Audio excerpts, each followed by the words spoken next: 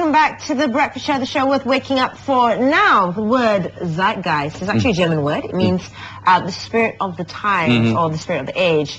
Now, Zeitgeist, I'm saying it correct, aren't I? Okay. Zeitgeist is German, yeah.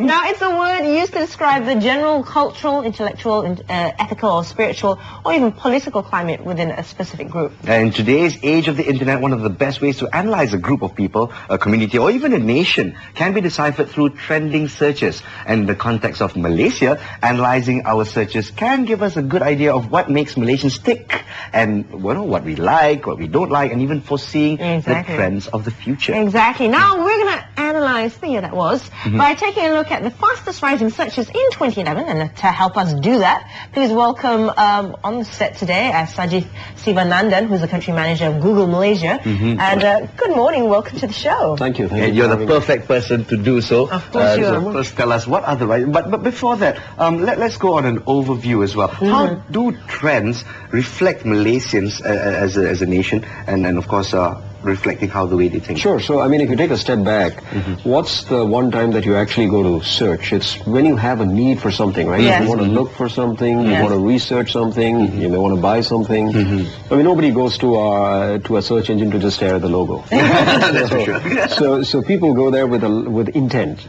And what they type in, which is called a query, right? A question to the search engine, is a reflection of their intent.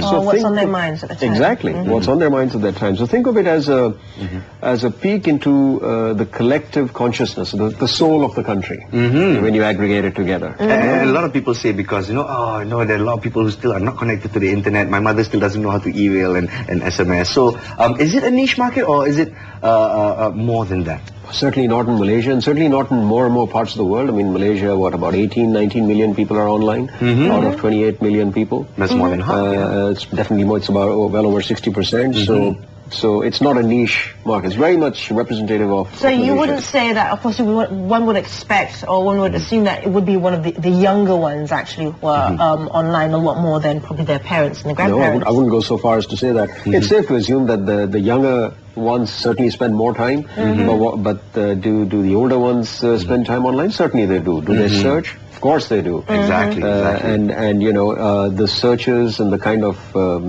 rising trends that we've seen definitely reflect all of that. All right, and let's take a look at some of the rising trends right here on Malaysia's Google. Now, surprisingly, top searches in 2011, ladies and gentlemen, is R&B sensation Bruno Mars. Yes, because he came to Malaysia. There you go. He's the top searched guy and the fastest rising person searched in 2011. And technology was tops as well. iPad 2 has top new searches and gadgets dominating the fastest rising searches list. So what does that say? I guess it tells us a lot about, well, two things. I think Malaysians love their gadgets, and Malaysians love celebrities. Right? So Bruno Mars, Avril Lavigne, Rihanna. I think it's very interesting to point out that the fastest rising Malaysian searched for was this lady, a teacher. Called Shida. She's very popular. She's like a YouTube sensation.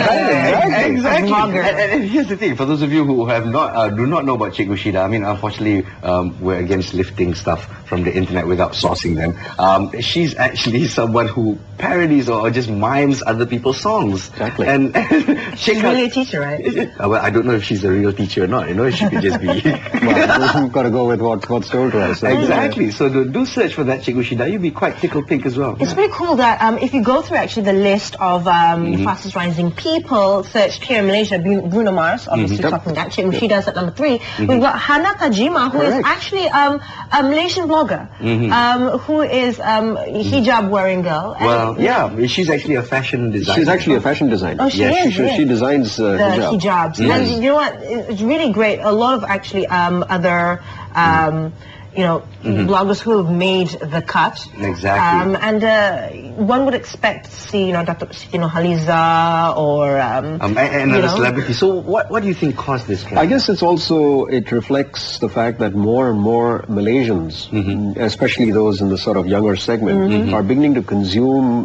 their news online first, right? Because I think that's what's happening now. More and more people want their news now. Exactly. And of course Malaysians are very social, so Facebook is in fact one of the fastest rising searches. So people go online, they search, they want to interact with friends, and so they want their news now. And if it's through social channels, why not? Right? Exactly. So kind of shows up. Well, the thing is whether it's credible news or not, that's another subject altogether. That's up for them to decide, right? But looking at the fastest rising people, of course, Bruno Mars #1, Hana Tajima, the fashion designer. Of course, she got famous for designing hijabs for Yuna. Yeah. Actually, so she's become a fashion icon.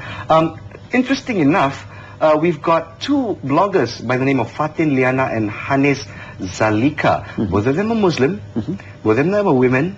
And, one of them actually wears a hijab. And she's at number 6, actually. What does that tell you? I mean, most people who search on Google are women or young women? No, I think it's more reflective of what they write about and, what they're known for and what their views are. And as a result of it, Malaysians, regardless of race or creed, kind of want to go and find out, listen, what does this blogger say? Exactly. And what does she say? What are her views? And see if they can contribute to it or not. So it's more about interaction.